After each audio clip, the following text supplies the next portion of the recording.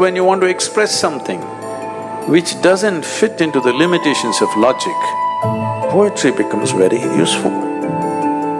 In those 4 lines, you can hit somebody in such a way that it really hits them and forever they'll remember those 4 lines just transforms their life. So poetry is a powerful tool like that.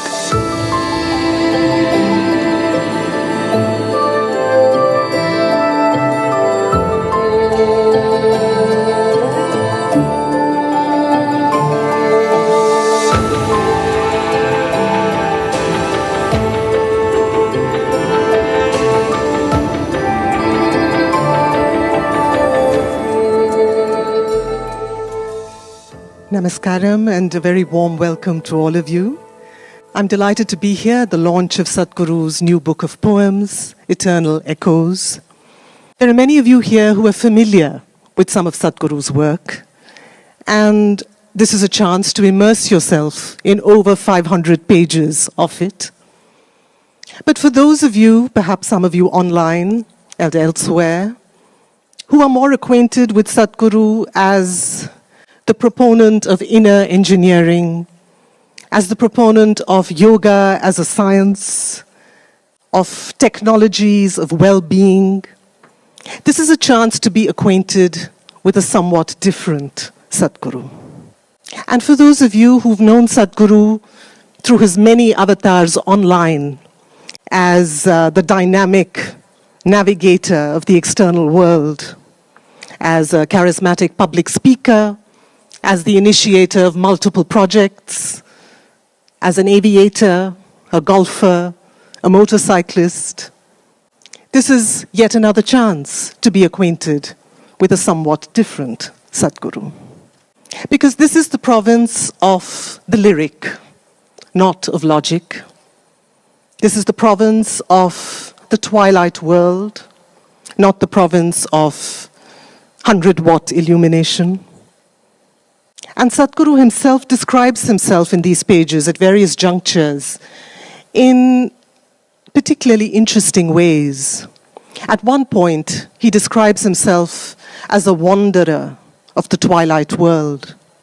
At another point, as a borderline being. At yet another point, as a fathomless, empty page. And at yet another point, as one who can see in the dark of the cosmic womb. These were some of the images that I took away with me at the close of this book. It's almost like having a glimpse into a mystic's journal.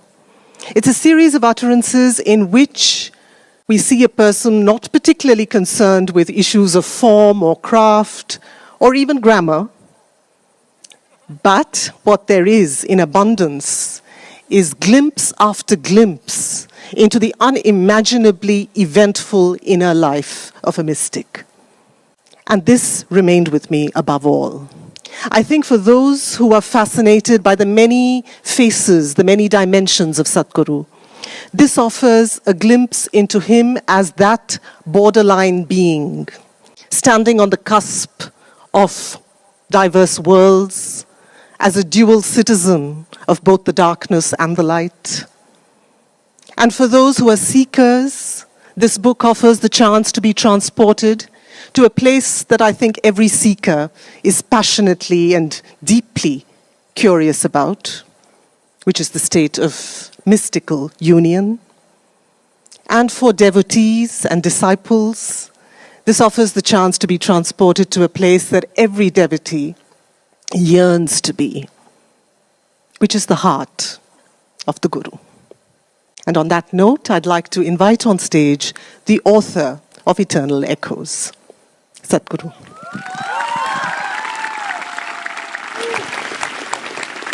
I'm going to ask you at this point not to read the one that I'd originally intended, but to move on to your Guru poems, where you actually speak of your own master. These are among the most spare poems in the book, and perhaps amongst the strongest. So it would be a pity to bring this to a close without reading those poems. Where is that?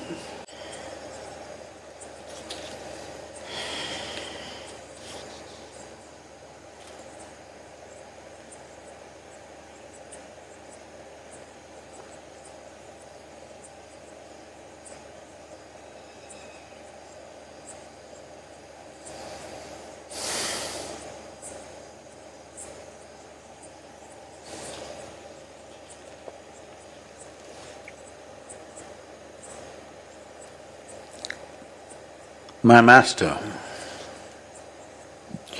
brooding, squinting, staring, I could not hit the mark.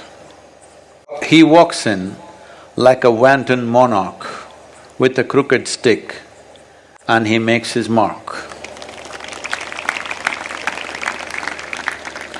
It's very difficult to not ask Sadhguru to read some of the poems that I think are the most unusual in this book, which is poems of utter tenderness, too much tenderness, or just tenderness. What is that? 268. Too much tenderness. Tenderness. Let's go too much. No? Any of the tender poems. There are 3 of them. Let's do tenderness. I thought so. Tenderness. The irony of life that I should now be doing everything to bond myself, to bind myself, to demarcate boundaries that no one should cross, doing my best to be self-centered, all these antics just to keep this crumbling cage intact. With the work done, why linger on? Depart gracefully, says my mind. But what to do with lovers who have lost themselves in the process of loving? Too many lovers, the very remembrance brings tears of too much tenderness, so I will act brash and go on. We have Kangana Ranot in the audience. Yes. Namaskaram, Sadhguruji. Sadhguruji, your poems are so wonderful. You just got the book, you haven't read it. I have. Some of them I've read.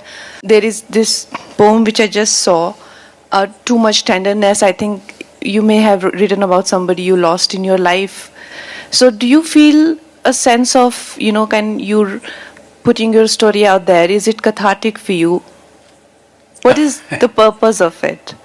See, only if you have something pent up, you need a cathartic process. Do I look like I've gathered any substance living here? No, you don't. And what you said about these being absolute reflections, I do agree with that also. No, I mean to say, catharsis is meaningful only when you have some pent-up stuff. So this is something, I was in United States and this journalist was interviewing me.